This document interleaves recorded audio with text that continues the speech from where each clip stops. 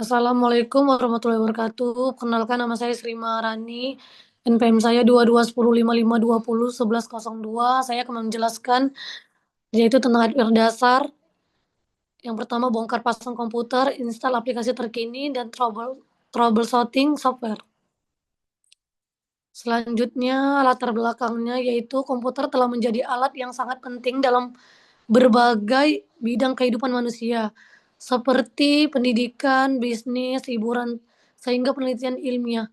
Namun banyak pengguna yang masih terbatas pada pemanfaatan komputer secara umum tanpa memahami komponen-komponen yang ada di dalamnya. Oleh karena itu, perakitan komputer menjadi salah satu keterampilan yang semakin relevan untuk dikuasai, terutama di era di mana kebutuhan akan teknologi yang fleksibel, terjangkau, dan disesuaikan semakin meningkat. Adanya komputer adalah proses menyusun dan menggabungkan komponen-komponen perangkat keras komputer atau hardware untuk membentuk sistem komputer yang fungsional. Kegiatan ini memberikan kesempatan kepada individu untuk memahami fungsi masing-masing komponen, menyesuaikan spesifikasi komputer sesuai kebutuhan, dan mengoptimalkan kinerja perangkat. Selain itu juga perakitan komputer juga mendorong efisiensi biaya karena pengguna dapat memilih komponen berdasarkan anggaran dan preferensi mereka. Selanjutnya ada pembahasan yaitu bagaimana cara bongkar pasang komputer, bagaimana cara menginstal sistem operasi, dan bagaimana cara menyelesaikan troubleshooting. Yang pertama itu bongkar komputer, yaitu perangkat elektronik yang digunakan untuk menerima, memproses, menyimpan, dan menghasilkan output data berdasarkan instruksi yang diberikan. Komputer terdiri dari perangkat keras atau hardware yang perangkat lunaknya yaitu software yang bekerja secara terintegrasi untuk menjalankan tugas tertentu. Dan ada hardware yang menyediakan lapisan fisik yang memungkinkan komunikasi langsung perangkat lunak. Tanpa hardware, software tidak dapat berjalan. Dan tanpa software, hardware tidak memiliki fungsi. Hardware adalah komponen fisik komputer yang dapat disentuh, dilihat, dan dirasakan, yang berfungsi untuk mendukung operasional sistem komputer. Komponen ini juga bekerja bersama perangkat lunak, yaitu software, untuk mengelola data dan menjalankan instruksi yang diberikan oleh pengguna. Selanjutnya, apa saja peralatan input? Yang pertama itu ada keyboard, mouse, mikrofon, scanner, dan joystick. Dan selanjutnya ada peralatan output, yaitu ada apa saja, yaitu ada monitor, speaker, dan printer.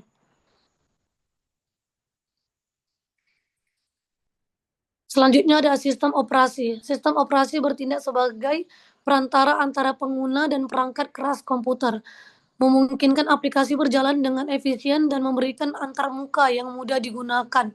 Sistem operasi adalah perangkat lunak utama yang mengatur dan mengontrol perangkat keras komputer serta menyediakan pelayanan kepada perangkat lunak aplikasi.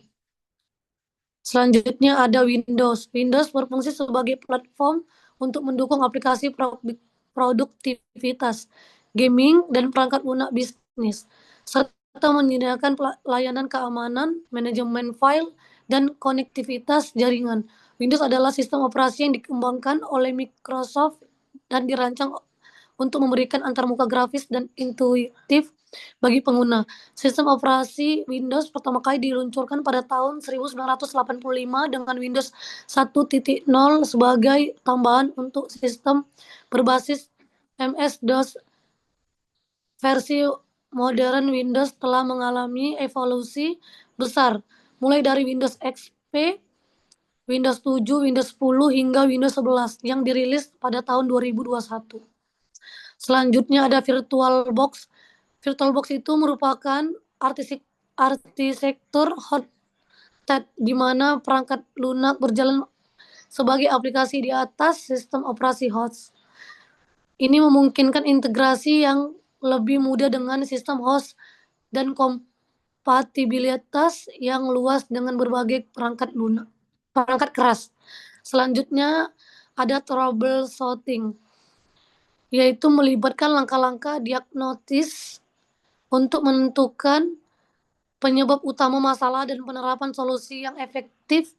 Troubleshooting adalah proses sistematis untuk mengidentifikasi, menganalisis, dan menyelesaikan masalah dan kerusakan dalam sistem, baik itu perangkat keras, perangkat lunak, dan proses operasional. Selanjutnya ada bongkar pasang komputer, alat, dan bahannya apa saja, yaitu nomor, nama, satu, testpen atau obeng plus dan minus. Yang kedua ada CPU, yang ketiga ada monitor, keempat ada mouse, yang kelima ada keyboard. Selanjutnya bongkar komputer. Yang pertama ada lepas kabel power di CPU, direkomendasikan untuk keamanan saat pemasangan dan pelepasan komponen. Yang kedua ada lepas baut pada casing CPU, simpan di tempat yang aman, lalu bukalah penutup kanan casing CPU dan tidurkan CPU ke kanan. Yang ketiga, ingat-ingat letak pemasangan komponen sebelum kita bongkar kalau perlu dicatat. Yang keempat, lepas LAN card dan card-card yang lain terpasang pada motherboard. Yang kelima, lepas semua kabel power yang terhubung dengan motherboard, yaitu kabel power, motherboard, kipas, hard disk, floppy disk, CD-ROM. Yang keenam itu lepas semua kabel data yang terhubung dari motherboard, yaitu kabel data hard disk, floppy disk, dan CD-ROM. Yang ketujuh, lepas jumper, planer, dan casing di motherboard. Yang ke-8 ada lepas baut pengunci pada motherboard dan simpan di tempat yang nyaman, yang aman. Sekarang motherboard berikut komponen-komponen yang terpasang di atas bisa kita ambil keluar. Selanjutnya lepaskan RAM, fan prosesor, lalu buka pengunci slot prosesor, ambil prosesornya. Kembali ke casing, lepas CD-ROM, hard disk, floppy disknya, dan selanjutnya power supply. Jangan lupa simpan baut di tempat yang aman. Sekarang komponen-komponen CPU sudah terlepas semua, waktunya untuk kita rakit kembali. Selanjutnya ada pemasangan CPU. Yang pertama, sediakan alas yang rata untuk meletakkan motherboard. Yang kedua, buka pengunci slot prosesor, ambil prosesor lalu pasang dalam pemasangan. Pastikan tanda segitiga pada slot ditempati prosesor yang tidak mempunyai pin. Tutup kembali penguncinya dan beri thermal paste jika ada. Yang ketiga, pasang pan atau heatsink untuk prosesor dengan hati-hati. Kunci hingga bunyi klik, lalu pasang jumpernya pada motherboard. Selanjutnya pasang RAM pada slotnya, dimulai dari slot 1 DDR1 sesuai lekukan pada slot dengan bentuk RAM. Kembali ke casing, pasang power supply ke tempatnya. Kencangkan dengan baut. Sekarang saatnya memasang motherboard ke dalam casing. Kencangkan dengan baut. Pasang LAN card dan card-card yang lain ke motherboard di slot PCI. Kencangkan dengan baut. Pasangkan jumper untuk panel yang terpasang di casing dengan motherboard. Pasang tiap pin sesuai letaknya. Pasang floppy disk, hard disk, CD-ROM, dan drive by-nya di casing. Sebelumnya pastikan jumper untuk hard disk atau CD-ROM. Jika menggunakan dua kabel, maka masing-masing HD atau CD-ROM kita setting jumpernya di posisi slave. Setelah semua sudah terpasang, selanjutnya kencangkan dengan baut. Pasang kabel power PSU ke motherboard, kipas, hard disk, floppy disk, CD-ROM, hubungkan kabel data hard disk, floppy disk, CD-ROM ke portnya, atau IDA atau ATA untuk hard disk atau CD-ROM, dan floppy disk untuk floppy. Selanjutnya, cara mengatasinya yaitu dengan install ulang, masukkan CD installer OS Anda, masukkan dan boot CD Anda pada saat muncul pilihan install dan repair, tekan R pada pilihan R atau sama dengan repair, tekan angka atau lokasi yang benar untuk install Windows yang ingin diperbaiki, misalnya Windows 1. Masukkan ke drive CD-ROM, miss di enter, ketik CD i386, kembangkan ke folder C Windows System 32 Stone KRLN exe.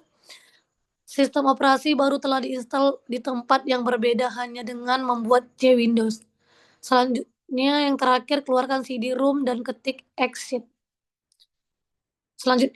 Selanjutnya kesimpulan dari saya yaitu proses bongkar dan memasang komputer dengan melepas semua komponen ada di komputer, terus kemudian merangkitnya kembali. Ini membantu mahasiswa untuk mengetahui tentang komputer lebih dalam. Dan instalasi menggunakan VirtualBox dan install langsung ke komputer. Dan troubleshootingnya yang ada seperti komputer mati bisa diselesaikan dengan install ulang. Terima kasih, sekian dari saya. Mohon maaf bila ada kesalahan. Wassalamualaikum warahmatullahi wabarakatuh.